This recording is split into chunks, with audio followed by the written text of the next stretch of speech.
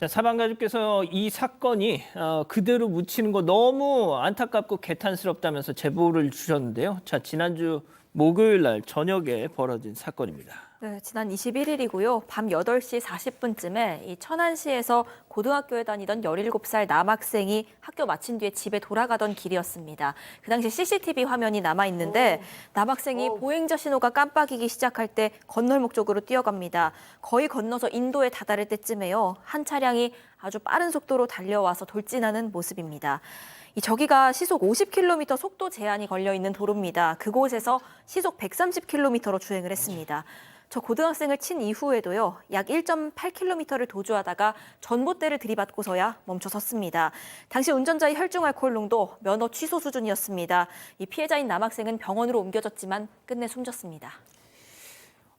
단순 뺑소니범이 아니었습니다. 최초 신고자인 제보자에 따르면 해당 운전자를 뒤쫓아온 또 다른 누군가가 있었다는 건데요. 제보자분 얘기 들어보시죠.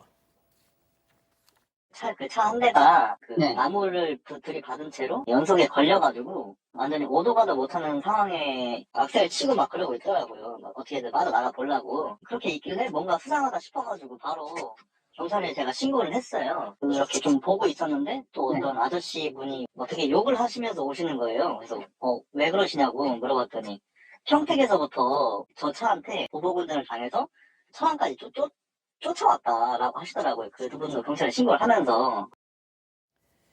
평택에서 술 마시고 천안까지 음주운전도 모자라서 보복운전까지요? 네, 이 가해자인 남성이 술을 마신 건 평택입니다. 근데 평택에서 이제 저런 속도로 운전을 해서 20km를 운전하고 와서 천안까지 온 거예요. 근데 이제 평택에서 올 때쯤 거기서 다른 운전자와 시비가 붙었는데 이게 이제 보복 운전을 하고 그 시비가 붙으신 분은 이렇게 얘기를 하고 그다음에 이제 신고를 했는데 너무 화가 나시고 그러니까 이제 천안까지 쫓아온 거였어요. 근데 이제 제작진이 지금 경찰에 확인해 본 결과 보복 운전보다는 이제 정확하게는 난폭 운전 혐의로 입건된 상태인데 아까도 얘기했듯이 가로수를 들이받은 후에도 도망간다고 계속해서 엑셀을 밟고 여러 가지로 이제 뺑소니를 더 시도한 것 같습니다. 자, 사건 발생 후 가해 차량의 사진이 공개가 됐습니다. 그러자 일부 누리꾼들 사이에선 저 차, 나 본 것 같은데 하는 이런 목격담이 지금 쏟아지고 있다는 거죠. 체크포인트 짚어보죠.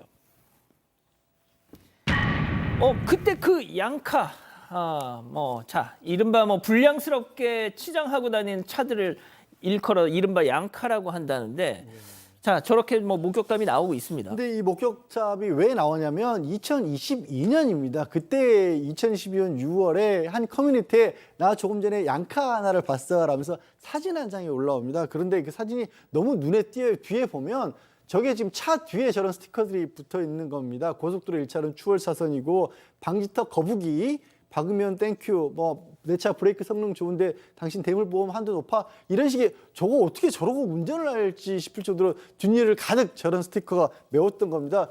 눈에 익었을 거 아니에요? 커뮤니티에 저게 올라오니까.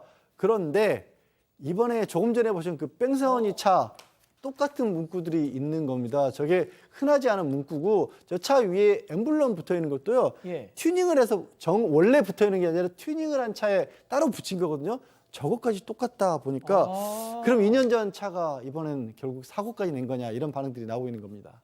박 변호사님은 어떻게 보셨습니까? 양카가 이제 그 양 땡땡입니다. 우리가 비하할 때 쓰는 말들이죠. 무슨 아치? 예. 그래서 이제 그렇게 양카라고 하는 이유 자체가 차에 스티커 붙일 수도 있고 할 수 있는데 그 스티커 자체가 상당히 난폭하게 운전하겠다 뜻을 표시하는 것 같아요. 그리고 옆에 접근했을 때 무섭게 하려고 하는 기본적으로 난폭하게 아니면 보복 운전을 좀 하려는 모습이 있기 때문에 그런 모습 때문에 좀 문제가 되고 실제로 저게 자동차 관리법 위반까지는 안 되겠지만 좀 더 과하게 하면 좀 문제가 된다고 봐야 되지 않을까 생각도 듭니다. 방금 그 빨간색 동그라미 친 사진 다시 한 번만 좀 보여주실래요? 예, 저희가 이제 왜 이게 제보 이거 말고요. 예, 잠시 후에 나올 텐데. 지금 저 빨간 원 안에 있는 저 남성이 바로 이 사고를 낸 음주운전자입니다. 저희가 이 사진을 제보해 주신 우리 제보자께서 사고 현장에 누가 나와가지고 혼자 계속 멀뚱멀뚱 서 있더라는 거예요. 예? 그래가지고 저 사람 뭐지 했는데 저짓을 벌인 그 당사자였다는 거죠. 자, 일단 저 가해 운전자 신상 추적에 나섰습니다. 온라인에서는요. 네, 그 한 유튜브 채널이요. 저 가해자의 이름 일부를 공개하면서 38살이다라는 정보까지도 공개를 했습니다. 저 운전자가 자동차 동호회에서 활동을 하는데 본인 차량에 아주 기괴한 문구들의 스티커를 부착한다고 설명을 했고요. 그러면서 이 해당 가해자가 평소 과속 운전하는 모습을 영상으로 찍어서 단체 채팅방 등에 공유하면서 일종의 자랑하는 모습이 있다고도 설명을 합니다. 또 이 차량의 외관이 워낙 특이하다 보니까 온라인상에서는 이런저런 목격담도 전해지고 있습니다. 이거 동네에서 자주 보던 차량이다 하는 반응도 있었고요. 결국 일이 이렇게 터지는구나 하는 반응도 나왔습니다. 교수님, 근데 이 차에 뭐 이런저런 사연이 많이 있는 것 같아요. 아, 네, 그렇습니다. 지금 일부 누리꾼들이 이 K3 가해자의 차량을 조회했는데 좀 걱정스럽고 답답하고 좀 짜증스럽습니다. 이 차 안에 2번 2회 저당과 5번의 압류를 당한 거 기록이 있어요.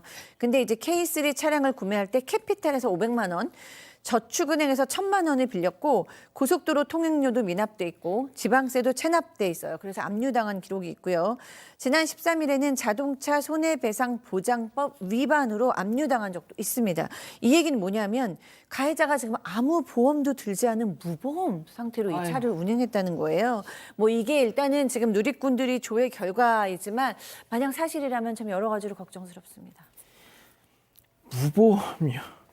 아니 이러면 그 고등학생 제가 보니까 이제 그 밤 늦게까지 학교에서 자습을 마치고 집에 가다가 이런 변을 당했다는데 그럼 유가족들은 어떤 보상도 못 받는 겁니까? 현실적으로 어려울 수 있습니다. 물론 이 사람이 뭐 다른 재산이나 자력이 있는지까지 이걸로 확인됐다라고 보기는 어렵습니다만 추정컨대는 그렇게 뭐 여유 있거나 그러 보이지는 않는 그런 상황이거든요.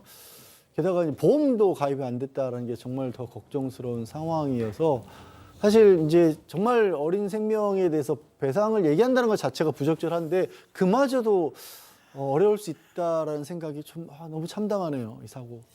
그 저희 제보자께서 저 사고 현장에 대해서 저희한테 또 말씀 주신 게 있는데 박 변호사님, 네.